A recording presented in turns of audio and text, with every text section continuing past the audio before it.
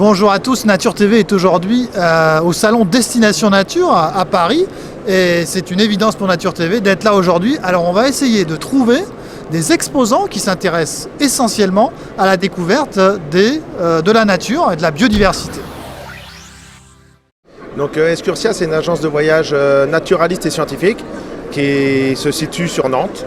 Et on fait des voyages un petit peu partout, en France, en Europe, mais aussi dans le reste du monde.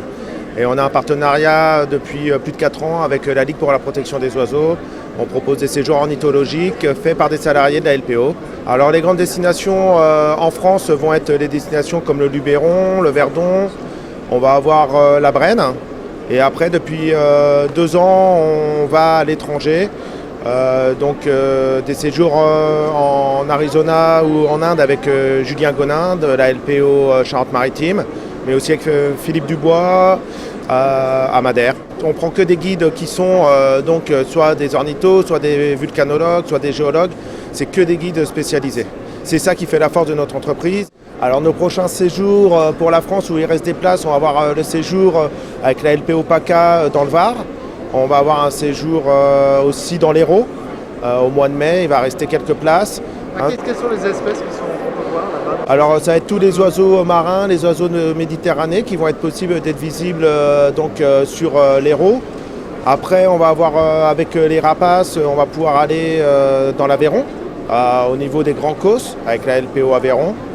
Et après on va avoir des séjours qui vont être plus lointains, on va avoir la Mongolie avec Philippe Dubois. En Mongolie, essentiellement des oiseaux ou un peu des mammifères? On voit des oiseaux mais aussi des mammifères. On n'y va pas que pour l'ornithologie. Dans des séjours qui sont lointains, les personnes aussi désirent découvrir aussi la faune, la flore, les mammifères. C'est vraiment une découverte générale. Alors Nature Évolution, c'est une association de conservation de la nature. On travaille principalement, en tout cas on est né à Madagascar, on va dire. On s'est concentré sur un massif somptueux perdu au sud-ouest de Madagascar, qui était une zone, ce qu'on appelle des terra incognita, des endroits où personne n'avait jamais mis les pieds, aucun scientifique n'avait jamais étudié. Voilà, on s'est concentré là-dessus et on essaye de le protéger. On est à la recherche en ce moment d'éco-volontaires.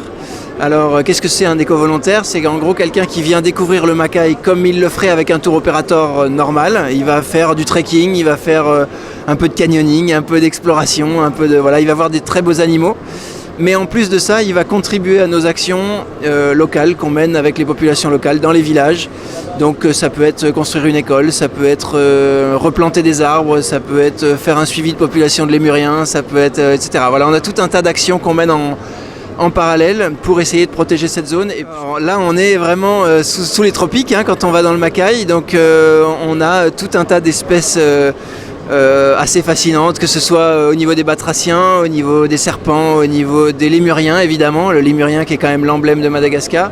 Et bien on a la chance dans le Macaï d'avoir alors c'est un terme un petit peu scientifique, c'est pas très excitant, mais on appelle ça le plus grand assemblage d'espèces de lémuriens. Ça veut simplement dire que dans cette zone-là géographique, on a la plus grande quantité d'espèces différentes, et en l'occurrence on en a 10.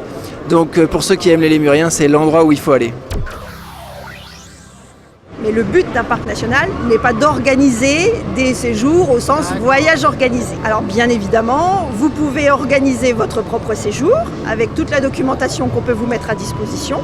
Vous pouvez également faire appel à des guides ou des accompagnateurs avec lesquels les parcs nationaux travaillent en collaboration pour définir des contenus, des parcours qui respectent les patrimoines des parcs nationaux.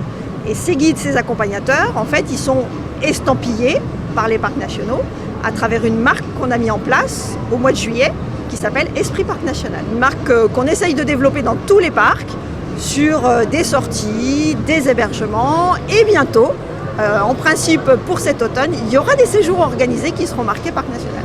Alors il y a énormément d'espèces spécifiques et emblématiques des parcs nationaux. Par exemple, vous avez le chamois, le bouquetin, pour des espèces animales majestueuses.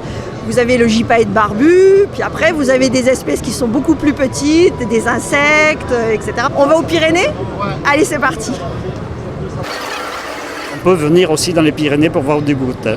suite à une réintroduction en fait de l'espèce, une espèce qui vient d'Espagne, parce que c'est du bouquetin ibérique que nous avons relâché. On m'a dit qu'il ressemblait pas tout à fait au bouquetin des Alpes. C'est vrai. Mais non, en fait, il a les cornes en forme de lyre. Et non pas recourbé vers l'arrière comme le bouquetin des Alpes. C'est vraiment une lyre. Quand on le voit de face, c'est tout à fait caractéristique du bouquetin ibérique. Très bien. Bon, pas de bouquetin à La Réunion, mais qu'est-ce qu'on peut voir sur cette île de beauté? Alors ce qui est intéressant à La Réunion, ce sont ces petits oiseaux forestiers. Donc il y en a une dizaine. Alors assez discrets par leur taille, ces oiseaux plutôt de petite taille. Ce qui est intéressant, c'est leur caractère endémique, c'est-à-dire c'est des oiseaux qu'on ne retrouve qu'à La Réunion, donc vous ne pouvez pas les trouver ailleurs, ni en Afrique, ni à Maurice. Et donc on a plusieurs petits passereaux comme le tec-tec, le gobe-mouche, les oiseaux blancs, les oiseaux verts. Voilà, tous ces oiseaux vraiment propres à La Réunion. Voilà, alors on a un petit mammifère par contre qui lui n'est pas propre à La Réunion, il a été introduit il y a très longtemps en provenance de Madagascar. C'est un petit mammifère qui ressemble à un hérisson, mais qui est au niveau famille est plus proche de la famille du rat que de la famille du hérisson. Et lui, c'est un mammifère qui vit dans des terriers. Dans des terriers, il va sortir 2 fois par an, une fois pour se reproduire, puis ensuite pour élever ses petits. Et comment s'appelle-t-il? C'est le tang. Le tang. Et voilà, c'était les 3 seuls exposants spécialisés dans la nature et la biodiversité. C'est peu, mais c'est déjà ça.